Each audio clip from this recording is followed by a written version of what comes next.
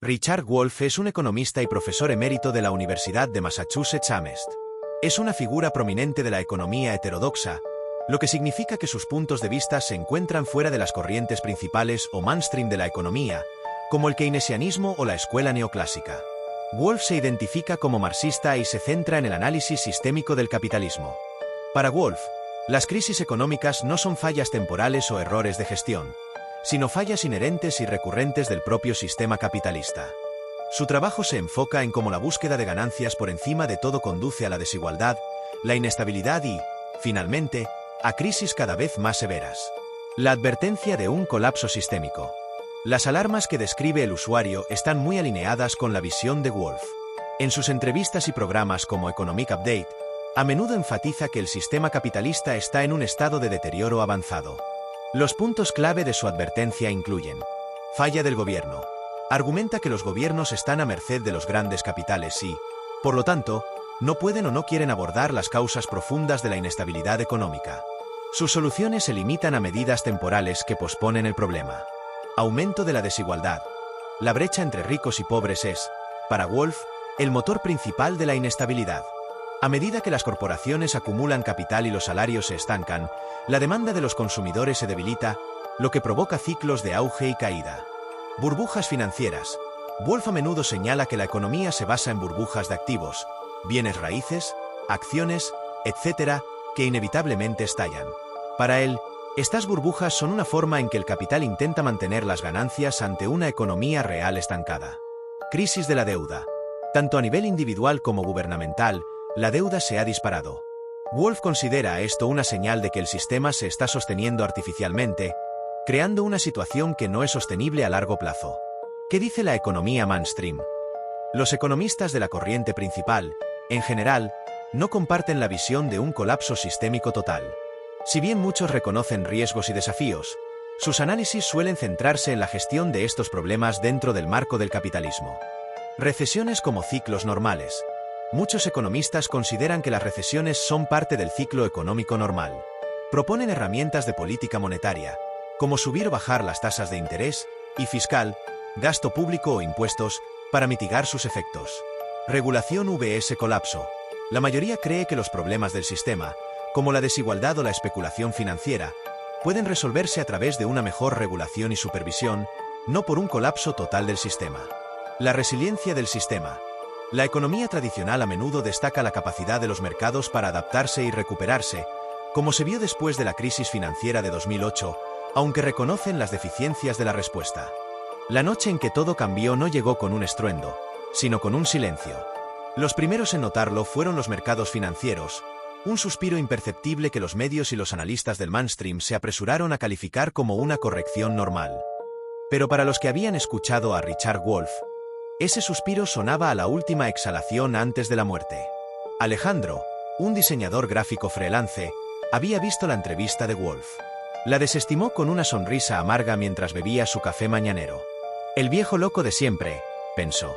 Si hiciera caso a cada apocalipsis económico, ya estaría viviendo en una cueva. Su vida era cómoda, una hipoteca asequible, un cliente estable y los fines de semana libres para jugar al fútbol con sus amigos.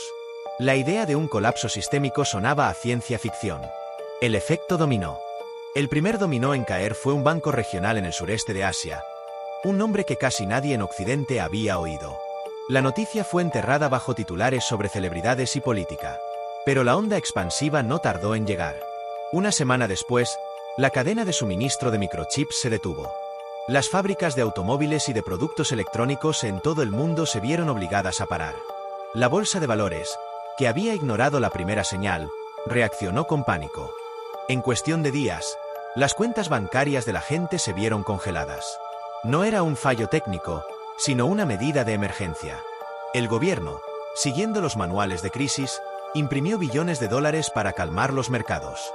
La medida tuvo el efecto contrario. Al día siguiente, el precio del pan se había duplicado. El de la leche, triplicado. La hiperinflación no era un concepto de los libros de historia.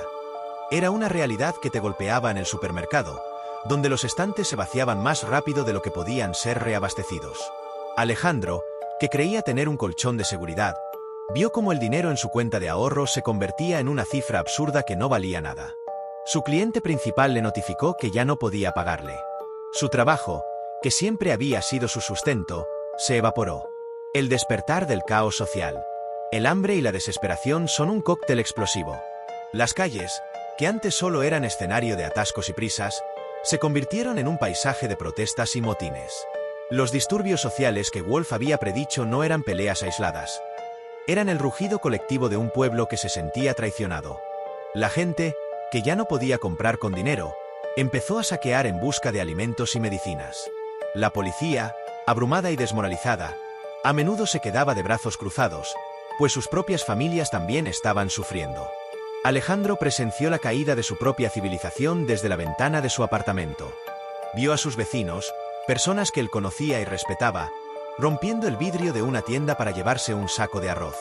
El pacto social, la idea de que la ley y el orden eran universales, se había desintegrado. La televisión, controlada por el gobierno, seguía emitiendo mensajes de calma, de que esto es temporal, mientras la realidad de las calles desmentía cada palabra. La cruda realidad de un mundo roto. La supervivencia se convirtió en el único juego. Alejandro, con su cartera de diseñador bajo el brazo, ahora se dedicaba a buscar trueques. Intercambiaba un viejo portátil por unas bolsas de arroz, un par de zapatos por algunas medicinas. La moneda había dejado de ser útil, y lo único que importaba era lo que se podía obtener directamente. Una noche, mientras intentaba encender un pequeño generador para calentar su comida, se le vino a la cabeza la imagen de Richard Wolff.